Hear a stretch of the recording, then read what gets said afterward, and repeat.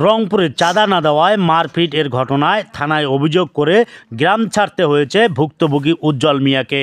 ঘটনাটি ঘটে রংপুর নগরীর উত্তর পীরজাবাদ যুগীপাড়া এলাকায়।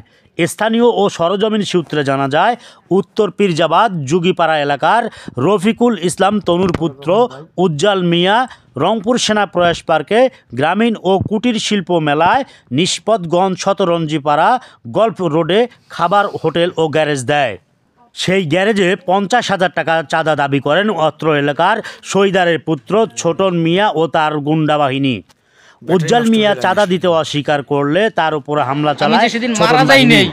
পরে তাকে গুরুতর অবস্থায় রংপুর মেডিকেল কলেজ হাসপাতালে ভর্তি করে সেখানে চিকিৎসা নিয়ে রংপুর মেট্রোপলিটন কোতোয়ালি থানায় ছোটন সহ 4 জনকে আসামি করে অভিযোগ দায়ের করে।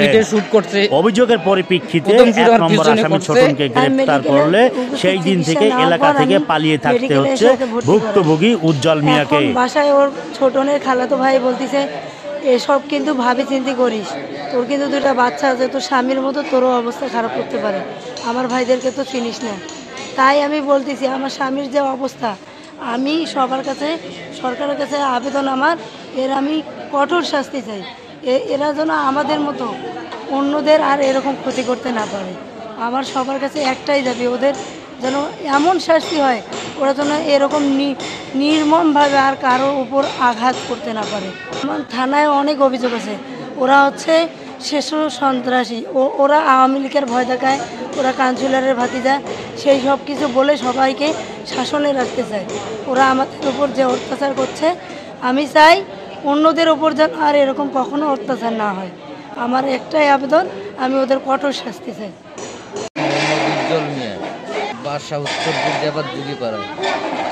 মেলার সামনে ঘাগট মেলার সামনে গল্ফ রোডে আমি একটা সাইকেল গ্যারেজ এবং একটা খাওয়ার হোটেল দেই।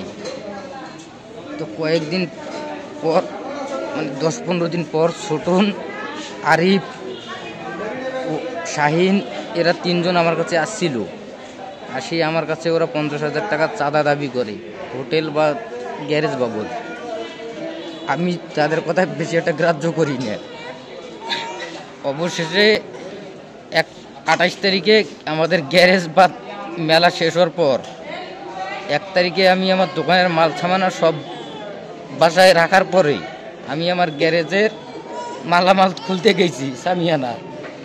ইতিমধ্যে ছোটন, আরিফ আর শাহিন আর ওদের সঙ্গে আরও 3 জন ছিল, আশিক আর একজন ছিল তোমার আশিক, ডিপজল আর প্রান্ত, এরা 6 জন আমার এখানে আসছিল। তাই এখানে আসার পরে ছোটন আমাকে বলছিল যে, আপনাকে যে আমি যে টাকা 50,000 টাকার কথা বললাম, আপনি মাল সামানা সব খুলে নিয়ে যাচ্ছেন, আমাকে টাকা দিচ্ছেন না কেন? আমিও বললাম যে কিসের টাকা দেবো তো। আমি যখন এই কথা বলছি, আরিফ পেছন থেকে আমার পিঠে শ্যুট করছে। প্রথম শ্যুট আমার পিছনে করছে, পরে দেখেন প্রথম শ্যুট আমার পিছনে করছে, আর পরের শ্যুটটা করছে আমার মাথায় করাতে আমি এই হাতটা আগে দিই। এই হাতটা আগে দেওয়ার কারণে আমার এই কুনুইটার মধ্যে মারতে লাগে। আমি মাথায় আঘাতটা পাই না, মানে আমি আমার পিঠের মায়ের এতে আমি পায়খানা পর্যন্ত করে ফেলছি। মানে আমি যে সেদিন মারা যাই নেই, আল্লাহ আমাকে বাঁচিয়ে রাখছে, একটা বিশাল ব্যাপার। আমি ওদের উপযুক্ত শাস্তি চাই।